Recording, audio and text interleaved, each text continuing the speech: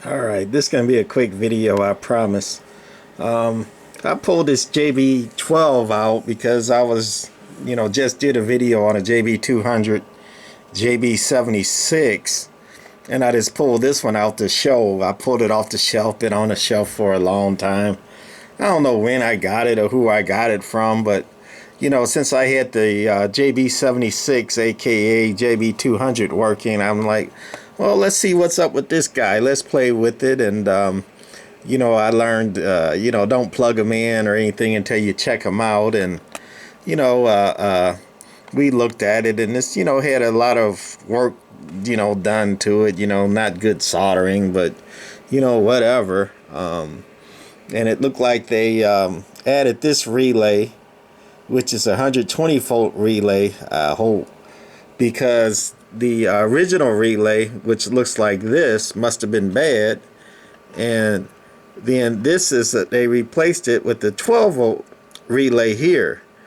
And this amplifier has a tube to key the relay, so it needs a high voltage relay.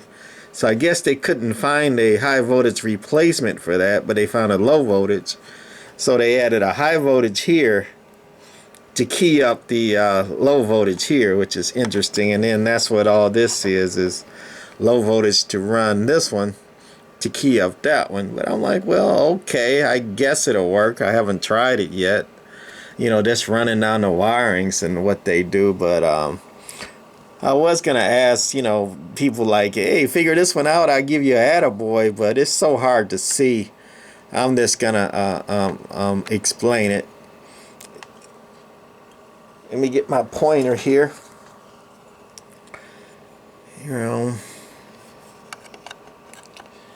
This last terminal strip here is a ground, supposed to be, and it goes to the ground strip here. And then this wire coming over here to this one is also a ground. That's factory. The JB-12s and 150s I've played with have it that way. They have a wire coming across those two terminals, and they both are grounded, right? So, they're both a ground. So what's this bridge connected to? It's connected to, look like the back terminal, and then it, this, well, that's not a bridge. These two diodes, part of the bridge.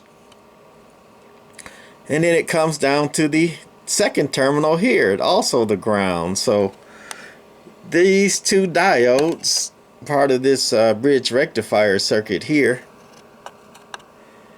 basically go to nothing. They go from ground to ground, when actually the backside here, the negative side, connected to ground, should go to this red high voltage wire here. That's where that one go. And then this one, which is ground, goes to the other high voltage wire over here.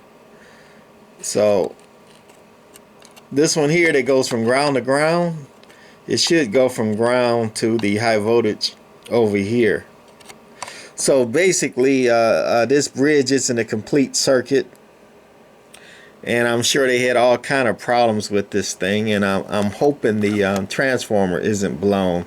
Transformer is a weak part of these amplifiers.